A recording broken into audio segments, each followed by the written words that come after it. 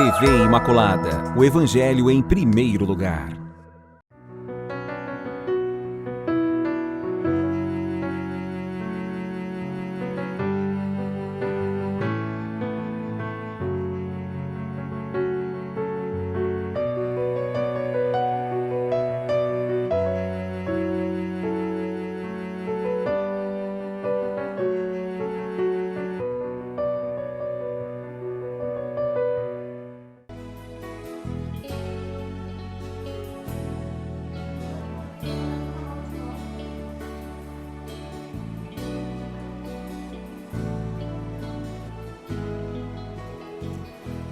Olá, nossa saudação carinhosa, programa Respostas está de volta. Quero saudar todos vocês que estão acompanhando aqui pela TV Imaculada, essa TV que evangeliza, essa TV que traz esperança, essa TV que informa e também forma nossos corações. Nós queremos então começar este programa Respostas com essa saudação muito afetuosa a todos vocês. E nós queremos lembrar todos vocês que já conhecem o programa Respostas, ou melhor dizendo, aqueles que não conhecem ainda, sejam muito bem-vindos. E na primeira parte do nosso programa, nós temos uma reflexão a partir de um tema que nos é colocado a partir da leitura de um documento importante da Igreja. Esse contato com esse documento é muito importante para nós que queremos conhecer e acolher as orientações que a Igreja tem para nós nesses tempos em que nós vivemos. E nesse sentido, o Concílio Vaticano II representou uma pausa importante de reflexão, onde a consciência da Igreja, primeiro, sobretudo, se deu conta do tempo presente, do convite que a própria Igreja fez à leitura dos sinais dos tempos, uma Igreja situada numa nova sociedade que não é mais aquela do regime da cristandade. Então agora nós temos esta sociedade que exerce a sua autonomia. Então a gente precisa entender aqui que esses documentos que estão falando nesses últimos programas sobre a função da Igreja ou a missão da Igreja no mundo atual, que isso é expressão da encarnação, da consciência da Igreja enquanto peregrina neste mundo. E nesse sentido, nós estamos refletindo sobre esse lugar, qual o lugar da Igreja nesse mundo atual. O tema do capítulo 4 da Gaudium et Spes, que é o documento que nós estamos estudando, fala sobre a missão, a função da Igreja no mundo atual. E hoje nós vamos colocar para vocês aí a leitura do texto que fala exatamente sobre o tema de hoje, o subtítulo do nosso programa de hoje, do nosso primeiro bloco, ajuda que a Igreja oferece à atividade humana. Não sei se vocês lembram que nos programas anteriores nós estávamos refletindo sobre a ajuda que a Igreja oferece à sociedade. Aqui, a ajuda se concentra, se focaliza exatamente na dimensão da atividade humana. O que a gente pode dizer? Qual o lugar, qual a missão da Igreja, qual a ajuda, o auxílio que a Igreja oferece no campo da atividade humana? Então nós vamos disponibilizar agora a leitura para vocês e nós, na sequência, retornamos para a reflexão. A função da Igreja no mundo atual. Ajuda que a Igreja oferece à atividade humana, parte 1. O Concílio exorta os cristãos, cidadãos de ambas as cidades, a que procurem cumprir fielmente os seus deveres terrenos, guiados pelo Espírito do Evangelho. Afastam-se da verdade os que, sabendo que não temos aqui na terra uma cidade permanente, mas que vamos em demanda da futura, pensam que podem, por isso, descuidar os seus deveres terrenos, sem atenderem a que a própria fé ainda os obriga mais a cumpri-los, segundo a vocação própria de cada um. Mas não menos erram os que, pelo contrário, opinam poder entregar-se às ocupações terrenas como se estas fossem inteiramente alheias à vida religiosa, a qual pensam consistir apenas no cumprimento dos atos de culto e de certos deveres morais. Este divórcio entre a fé que professam e o comportamento cotidiano de muitos deve ser contado entre os mais graves erros do nosso tempo. Já no Antigo Testamento, os profetas denunciam este escândalo. No Novo, Cristo ameaçou-o ainda mais veemente com graves castigos. Não se oponham, pois, infundadamente às atividades profissionais e sociais, por um lado, e à vida religiosa, por outro.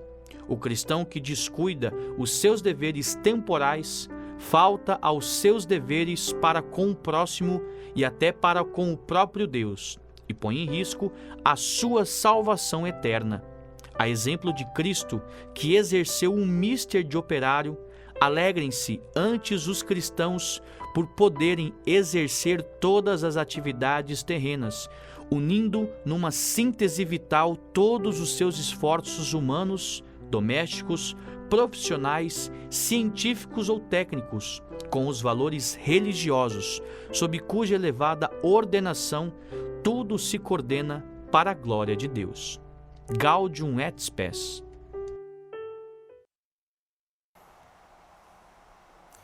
Muito claro o documento quando insiste nessa grande unidade que deve existir entre a fé professada e a vida cotidiana e a vida vivida.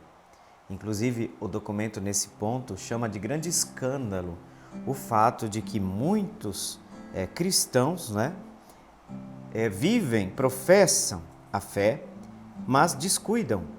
Esse divórcio é chamado de divórcio entre a fé professada e o comportamento do cotidiano.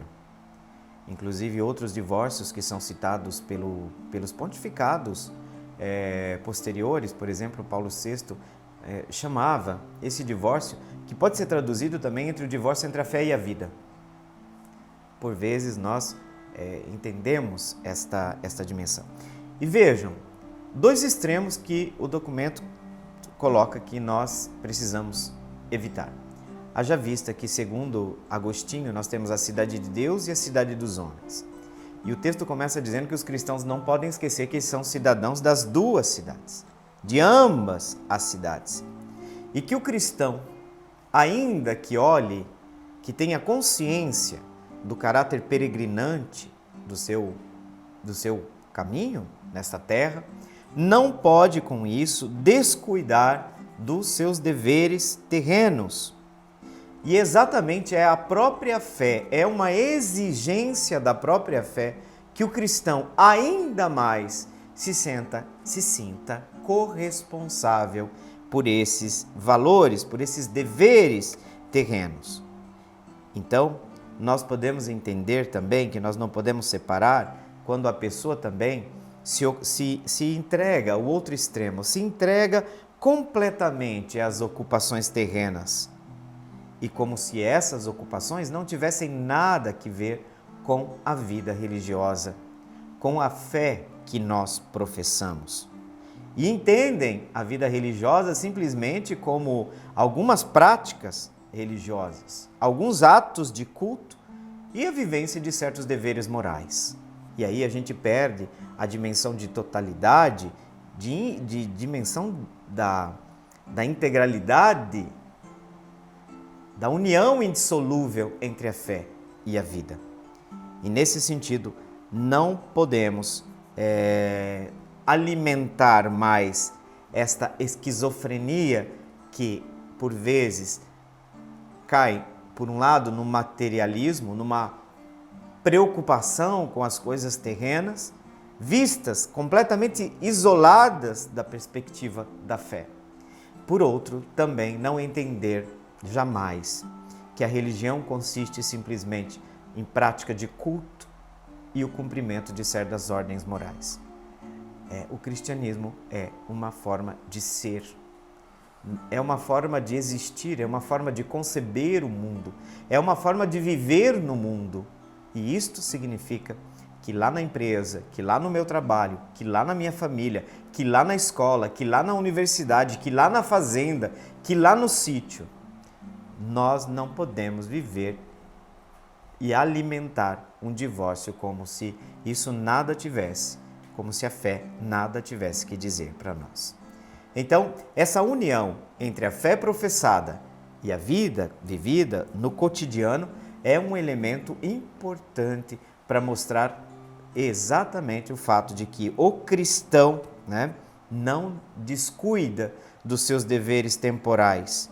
Porque descuidando dos seus deveres temporais, esse cristão vai entrar por um caminho que o texto diz que pode inclusive comprometer sua salvação. O descuido com as realidades temporais pode comprometer a nossa salvação. Vamos ver o episódio do rico? Lázaro jazia à sua porta. Quantas vezes a igreja tem que lembrar os ricos? Olha, tem Lázaro, Lázaro está à porta, Lázaro está com fome, Lázaro está com a sua dignidade ferida. E aí a gente precisa lembrar que esta é também uma dimensão que é incluída no juízo final. Tive fome, me destes de comer. Ou tive fome, não me destes de comer. Eu era forasteiro e você não me acolheu. Eu estava nu, você não me vestiu.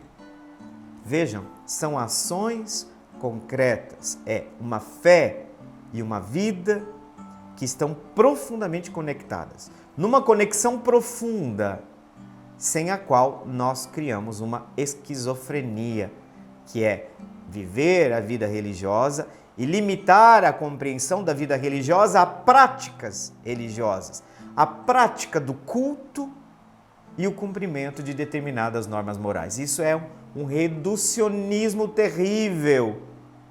Um reducionismo terrível.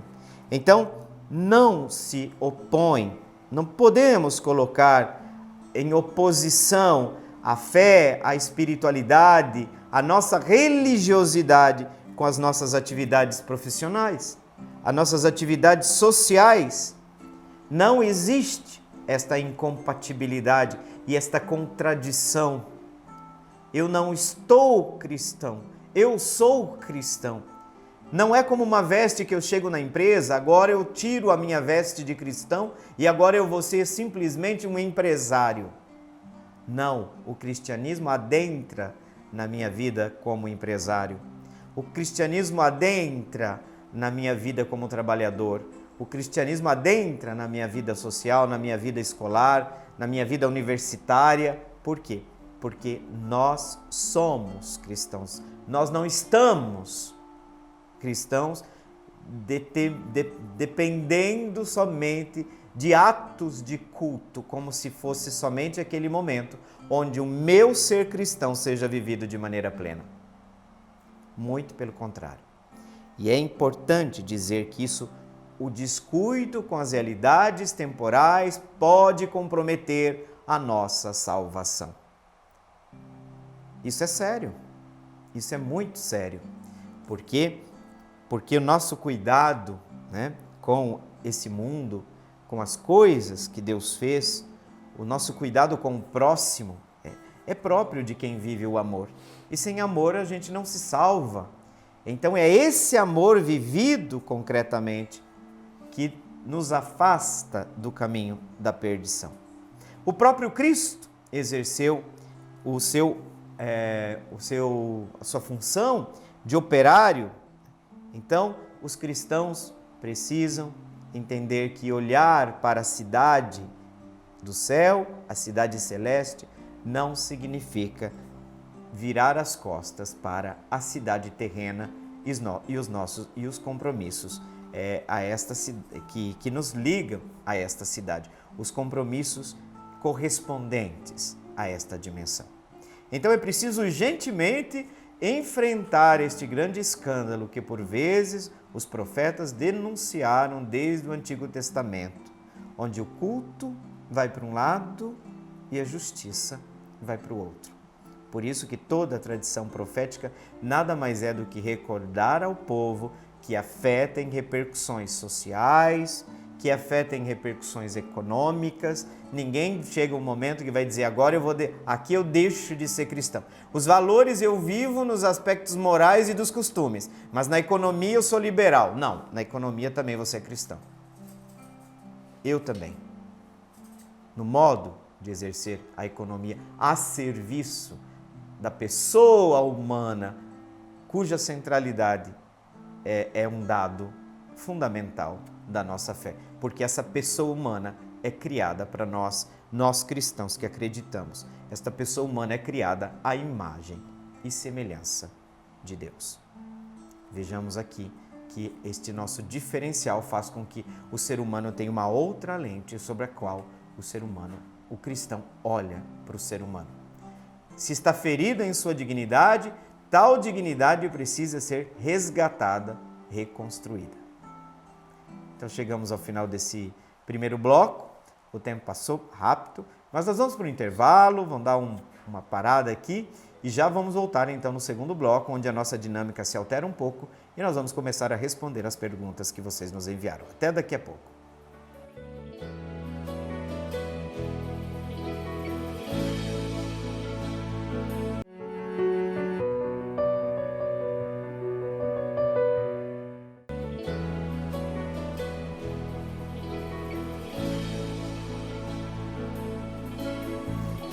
Muito bem, de volta ao programa Respostas, estamos iniciando agora o segundo bloco. Muito obrigado para você que continua com a gente, bem-vindo, bem-vinda, você que está começando a participar do programa nesse segundo bloco, depois da reflexão sobre a função da igreja, a missão da igreja no mundo atual. Tratamos ali na reflexão sobre a ajuda que a igreja oferece à atividade humana, a reflexão entre a conciliação que o cristão deve fazer entre sua fé professada e a vida cotidiana, para evitar o grande escândalo do divórcio entre essas duas coisas. E nós queremos dar continuidade agora ao trabalho, nesse segundo bloco, respondendo às questões que vocês nos enviam. E queremos colocar à disposição de vocês aí o telefone aqui, da TV Imaculada, o WhatsApp 993470532, 993470532, que está à disposição de vocês então para as perguntas.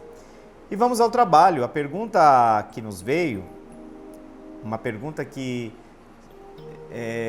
já foi feita, se eu não me engano, lá no início. Já tem um bom tempo que a gente não responde essa pergunta, mas ela é muito oportuna. Tá? É uma pergunta do Wellington, lá do Aerorancho. Uma saudação muito carinhosa ao pessoal do Aerorancho. O Wellington quer saber se existe compatibilidade entre a doutrina da reencarnação na concepção espírita e a doutrina da ressurreição na concepção católica. Uma das coisas que a gente precisa entender no nosso contexto brasileiro é que muito da sociedade brasileira, do contexto brasileiro, nós podemos falar que existe um certo sincretismo que hora e meia a gente se depara. E o sincretismo aqui significa que por vezes o catolicismo, e no caso aqui o espiritismo ou a doutrina espírita, se encontraram e na cabeça de muitos cristãos, de muitos espíritas, se cria uma absoluta compatibilidade entre elementos presentes na profissão do conteúdo da fé de uma como da outra. E aqui a gente precisa entender, em primeiro lugar, que eu trato desse tema sempre com muito respeito por quem pensa diferente. Isso significa que nós não falamos aqui para ofender, muito pelo contrário. Até porque eu penso que são tantas as perspectivas da doutrina espírita que nós, católicos, por vezes, nós nem conhecemos todas as correntes. E é importante entendermos que cada denominação religiosa, que cada religião tem uma concepção de mundo. E essa concepção de mundo, ela é oriunda daquelas que nós chamamos as verdades que constituem a doutrina daquela determinada religião. E nesse caso, na vida em sociedade, por vezes se mesclam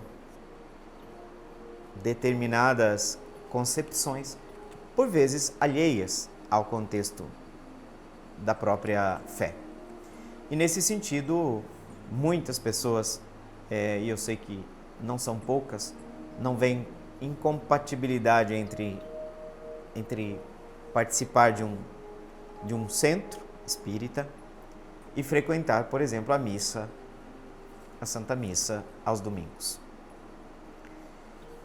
E aqui eu penso que precisamos entender o fenômeno dentro da realidade brasileira, mas nós também precisamos fazer um trabalho de distinção que é importante, que termina por esclarecer o ponto de vista do outro e, por um lado, na nossa visão de fé, acontece o que nós chamamos processo de purificação. Por quê? Porque, por vezes, aquelas grandes verdades que compõem o conteúdo da nossa fé vai enfrentando, com o passar do tempo, as diversas concepções de mundo, as concepções culturais, a concepção das pessoas e das influências culturais que um determinado local, um determinado país tem. Então a gente pode dizer que a água do rio, eu vou fazer uma comparação aqui, que sai límpida da fonte, lá pelas tantas ela começa a se tornar um pouco turva, exatamente porque vão sendo inseridos dentro deste rio, vamos assim dizer, deste grande rio, elementos estranhos a esta concepção originária.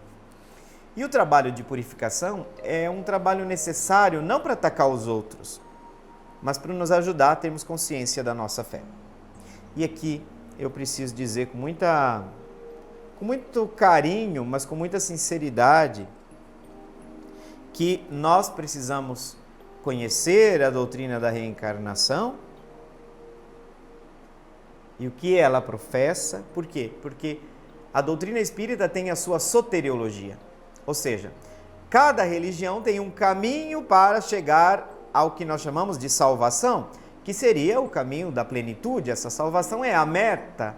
Salvação porque a superação de um estágio anterior negativo até chegar a uma dimensão de plenitude, que nós vamos chamar o que no cristianismo? De vida eterna.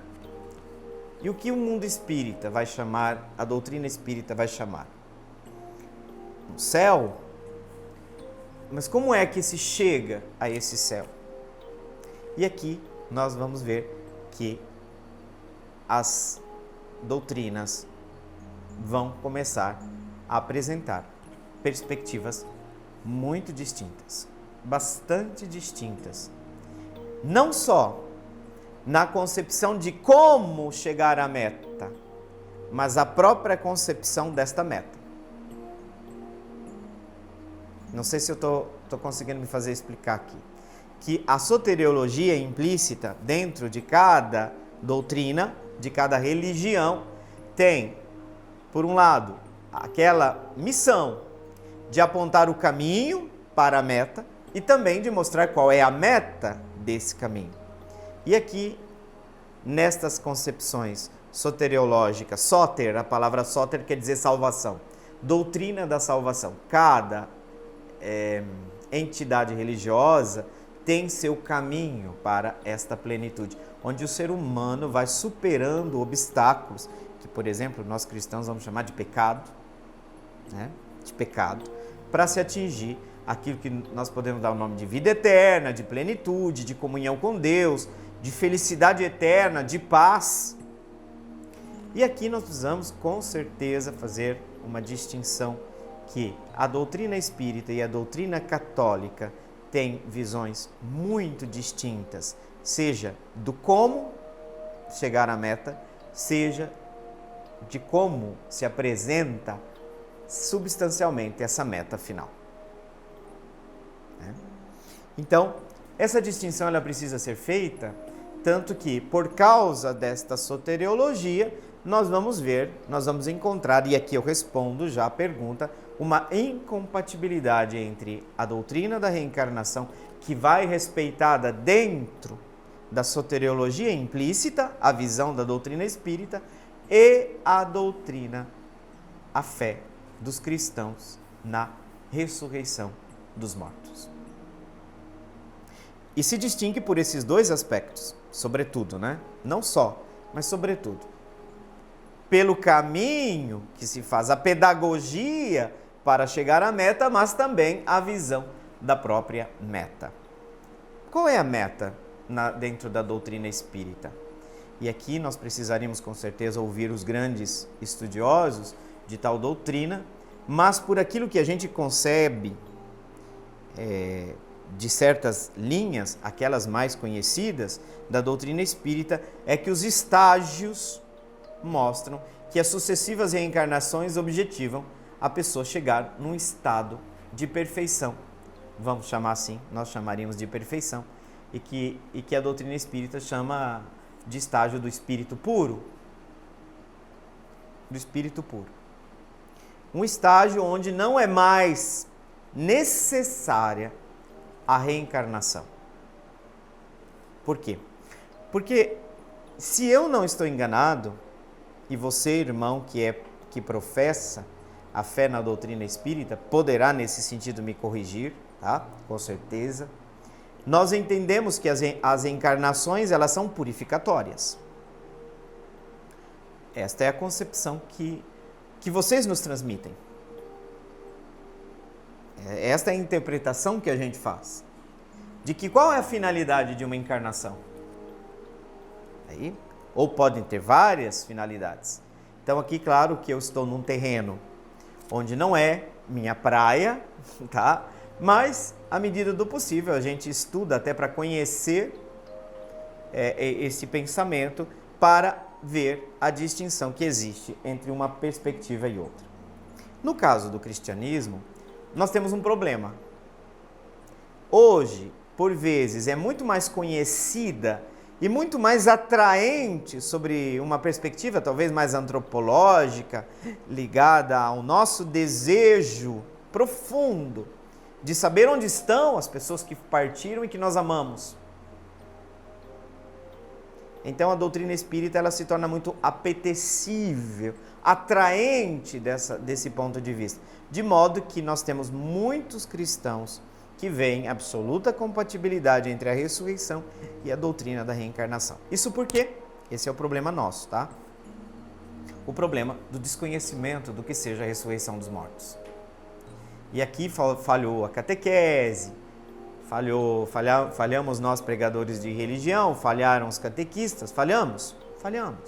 O nosso povo desconhece o específico da nossa fé quando nós estamos falando de um elemento tão importante para a nossa fé, porque haja vista Paulo afirmou, se não existe ressurreição dos mortos entre os homens, talvez nós seríamos aqueles mais dignos de pena.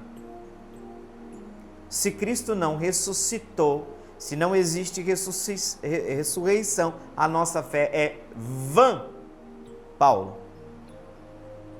Mas o que é que torna vã a nossa fé? Algo que é crucial, que é importantíssimo. Porque não pode-se pensar a soteriologia cristã sem conhecer a dinâmica que envolve o que nós chamamos de mistério pascal, que exprime esta realidade na sua completude ou na sua perspectiva cristã, tendo em vista a dimensão global desta perspectiva. E aqui nós diríamos que o cristianismo não pode jamais se expressar como um mero espiritualismo. Nosso objetivo, nossa meta não é tornar-se um espírito puro. Embora é verdade que nós temos que adquirir um estágio de perfeição maior para nos apresentar diante de Deus. Haja vista que o purgatório, o que é a realidade, o estado de purgatório, de purgação, senão estágio preparatório para o encontro final definitivo e pleno com Deus. Até que Deus seja tudo em todos. Então esse caminho de plenificação não acontece enquanto o ser humano não experimenta a ressurreição. E o fundamento dessa ressurreição do cristão está na ressurreição do Cristo. Então todo o caminho de aprofundamento da ressurreição, da dinâmica pascal na vida do cristão, na perspectiva do como chegar à meta e na perspectiva de que estado nós estaremos reconfigurados em Deus, para usar uma palavra moderna, no estágio de perfeição final. Então, ali nós chegamos nesse ponto com a ressurreição dos mortos. Nossa profissão de fé exprime isso, que nós estamos caminhando para esta plenitude, e esta plenitude só se chega a partir da fé na ressurreição. Creio na ressurreição da carne, creio na ressurreição dos mortos. Então aqui nós temos um caminho do como, que passa necessariamente pela total dependência da salvação trazida por Cristo, e tal salvação é um dom oriundo da cruz. A salvação cristã é oriunda da cruz. A cruz, o mistério pascal, possui uma centralidade enorme dentro da soteriologia cristã, de modo que o Cristo é o Salvador, ao mesmo tempo que é a salvação. E a meta final desta salvação é a ressurreição, onde corpo e alma se reunificam para vivermos em plenitude a comunhão com Deus. Nesse sentido, o cristianismo precisa dar conta de um corpo, mesmo que glorificado, mesmo que divinizado, mesmo que pneumatologizado, espiritualizado, sempre um corpo é. Então, esse é um ponto importantíssimo, que a gente precisa retomar toda a antropologia teológica cristã para perceber que realmente, Wellington, são doutrinas bastante distintas. Distintas no como chegar, distintas da visão da própria meta. Ok? E com essa resposta, Wellington, que agradecemos sua pergunta, nós chegamos ao final desse segundo bloco, que passou rapidinho, né? Um tema aí um pouco polêmico também. E vamos para o intervalo e já voltamos.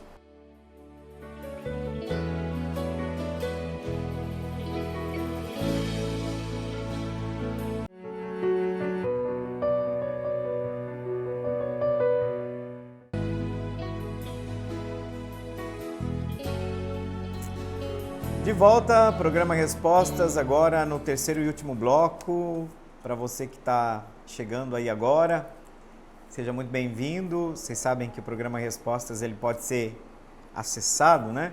Depois fica gravado lá no YouTube, mas também tem as outras formas de vocês acessarem o conteúdo, que seria exatamente através do site da Milícia da Imaculada. Tem um aplicativo também da Milícia, e através também da TV aqui em Campo Grande. Saudação então carinhosa. E tem gente que manda saudação, não manda pergunta, mas tá valendo, né? Manda muita saudação, um oi, um abraço. Tá retribuído aqui o abraço, tá bom, gente? Muito obrigado. Sabemos que tocamos num assunto bastante delicado, né? No bloco anterior, sobre a pergunta do Wellington era sobre a compatibilidade entre a doutrina na concepção da visão espírita, a doutrina da reencarnação, e a concepção católica com a fé na ressurreição. E ali a gente fez um caminho e para perceber que nós precisamos de fato conhecer, e aí cada concepção religiosa precisa oferecer aos seus membros aquela concepção que é oriunda daquilo que nós chamamos fonte, de onde provém as nossas concepções, porque nossas concepções não provêm das nossas ideologias, mas daquilo que cada denominação religiosa chama de revelação. Aquilo que é um dado que vai para além da mera organização de pensamentos, mas aquilo que a gente entende que o próprio Deus falou, que Deus exprime. E aí a gente foi tentando, né, no respeito a quem crê em cada concepção. Eu tenho amigos espíritas e a gente conversa muito, eu gosto de ouvi-los também, e tem muitos aspectos interessantes, mas também nós precisamos não fingir, né? Não ajuda ninguém a gente fingir que as diferenças não existem, não ajuda. Então precisamos desse aspecto. Continuamos com o respeito recíproco, mas cada um tem, aspas, o direito, o dever de mostrar aquilo que crê, né? Certo, e agora a pergunta do Theo, lá do bairro Moreninhas.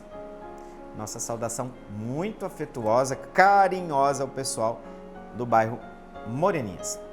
Uma região aqui, uma região muito importante de Campo Grande.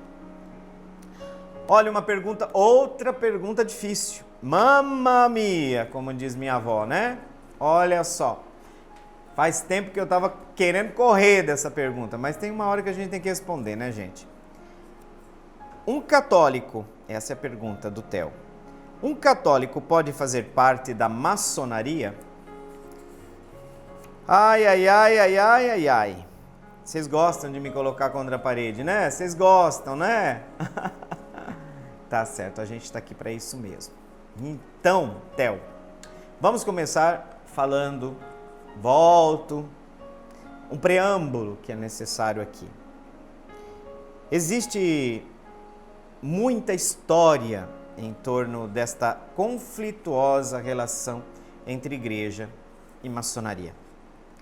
E quando eu falo que essa relação é conflituosa, significa que no decorrer da história, esta relação, ora, se tornou mais conflitiva, tensa, ora, mais amistosa, se nós podemos assim dizer, embora a igreja tenha permanecido sempre na posição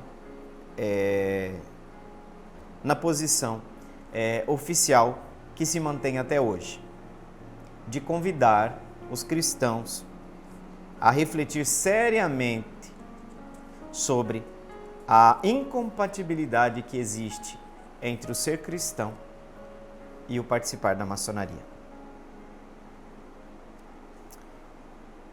Eu tô respondendo aqui, Theo, a posição oficial ainda permanece de um posicionamento eclesial bastante reticente em relação a esta associação, vamos assim chamar.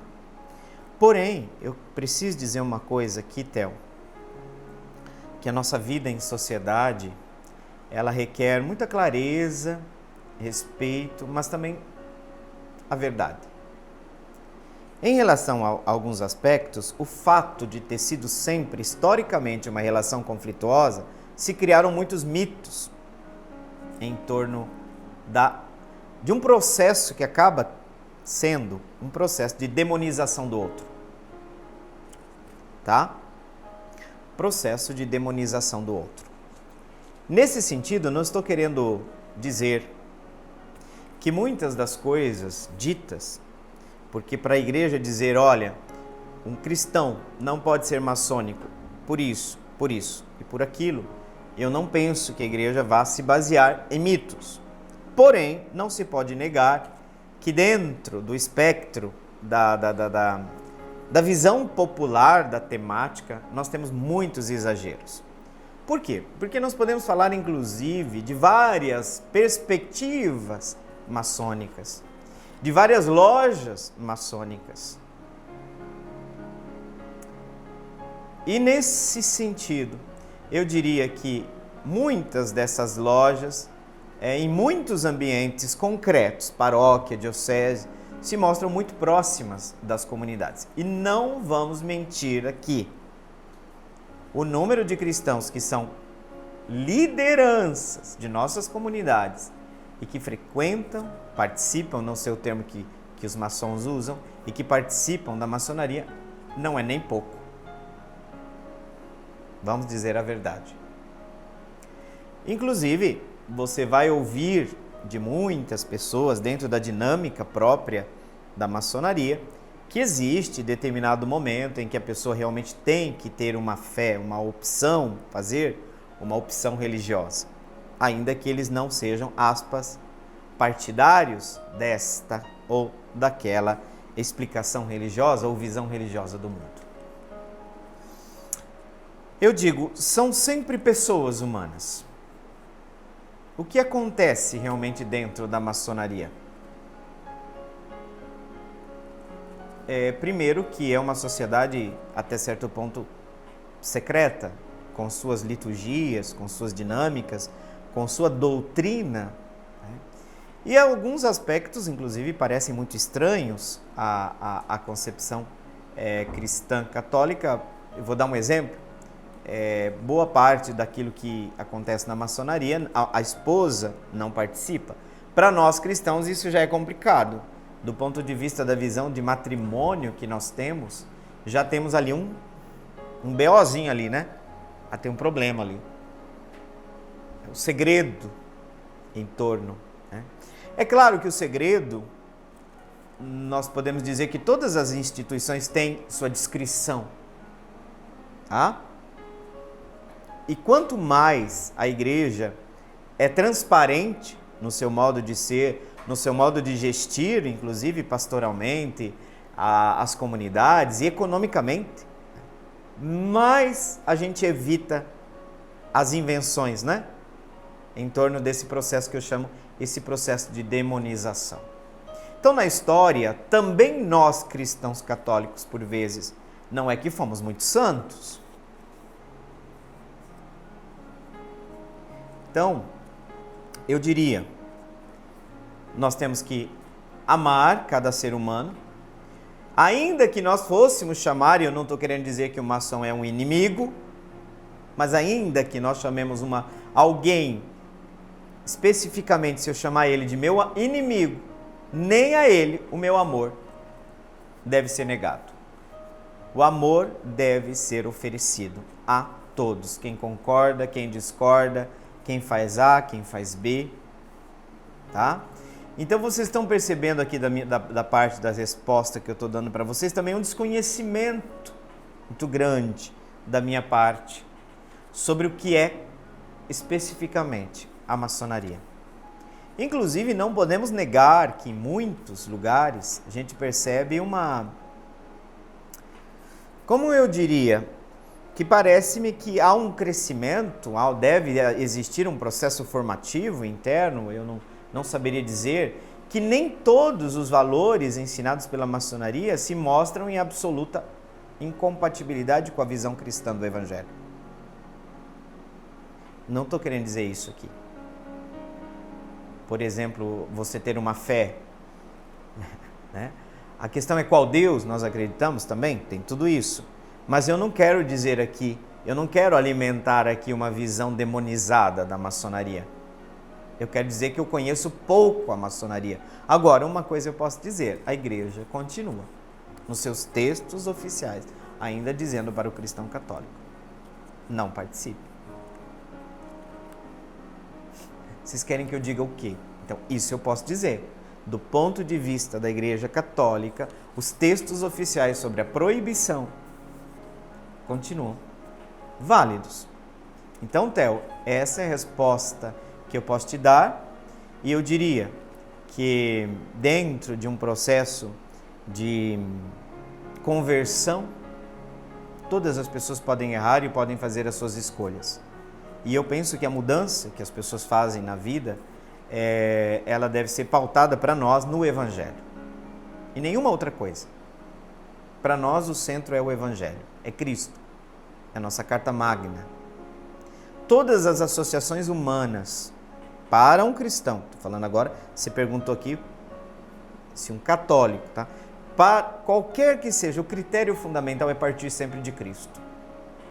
Então, qualquer coisa que para nós fira o princípio do Evangelho, da centralidade do Evangelho, com certeza vai contar com o nosso não.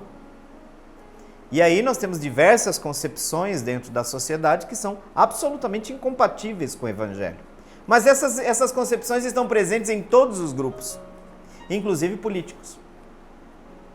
Existem concepções incompatíveis com o Evangelho na direita, existem posições políticas, ideológicas incompatíveis com o Evangelho na esquerda. Então, eu digo, para nós, quanto mais nós vivermos e proclamarmos o Evangelho, mais nós deixaremos claro para todos o quanto é significativo para nós no nosso caminho de salvação esse meio ordinário que é a participação na vida da igreja, que é o envolvimento nosso com as questões ditas sociais, mas que são ao mesmo tempo parte integrante do nosso viver a fé, que o cristão precisa realmente cuidar, tomar muito cuidado, porque os critérios são sempre o Evangelho. E tem uma outra coisa que agora eu acrescentaria aqui, que é do ponto de vista social, eu não estou falando do ponto de vista eclesial. Para mim, na minha visão, nós temos uma sociedade classista, que faz acepção de pessoas. Então, para mim, hoje, eu vejo que a maçonaria, por vezes, reforça a ideia de uma sociedade classista. Então, uma visão externa minha. Posso estar errado, mas um certo elitismo dessas visões são incompatíveis com o Evangelho. Dentro da comunidade cristã não pode existir esse tipo de acepção de pessoas. Vamos fazer um grupo só das pessoas mais ricas. Agora, a sociedade como tal pode fazer as associações que elas quiserem. Associações que têm sua autonomia de existir. Agora a igreja também tem o direito de dizer, olha, meu irmão, se você é cristão, esta associação, no seu âmago, apresenta dados e caminhos absolutamente incompatíveis com o Evangelho. E aqui cabe à pessoa escolher. A pessoa precisa ter clareza e a pessoa tem que fazer sua escolha. E essas escolhas, todas elas têm consequência. Então, eu preciso entender muitos aspectos. Vocês percebem aqui, às vezes, que eu quero refletir com vocês. Eu falei, eu não trago fórmula de bolo aqui no programa Respostas. Mas esse elitismo, esse classismo que nós vemos dentro da sociedade brasileira, que por vezes, vocês vão dizer, mas isso não acontece na igreja também, padre? Acho que eu vou ficar quieto. Sim, às vezes acontece. Às vezes acontece de comunidades o padre ficar refém de gente rica. Por quê? Porque é dali que vem o cascalhinho, né? Então, sim, infelizmente. Tá? Então, o que eu estou dizendo? O caminho do Senhor e da misericórdia de Deus é grande, mas nós temos que vigiar, nós temos que estar atentos. Então, a igreja continua, desaconselhando aos cristãos católicos participarem da maçonaria. Tá? Foi isso que foi a sua pergunta, foi o que eu podia responder e continuo dizendo o que eu disse. No máximo respeito também pela opção das pessoas. Mas aqui o que vocês me perguntaram é a visão da igreja em relação a isso. Se pautadas em verdades ou em inverdades, esse é o posicionamento da igreja hoje. Tá certo? Muito obrigado pela pergunta, Theo. E agora, no final do nosso programa Respostas, a bênção de Deus, que a gente invoca, que a gente pede, que a gente suplica por intercessão de Maria Imaculada. Que desça sobre cada um de vós, pela intercessão de Maria Imaculada, a bênção de Deus Todo-Poderoso, Pai, Filho e Espírito Santo. Amém.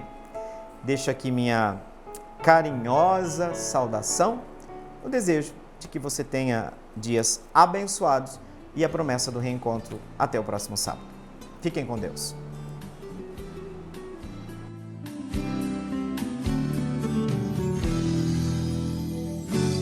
Meu coração é para ti, Senhor. Meu coração é para ti, Senhor. Meu coração é para ti, Senhor. Meu coração é para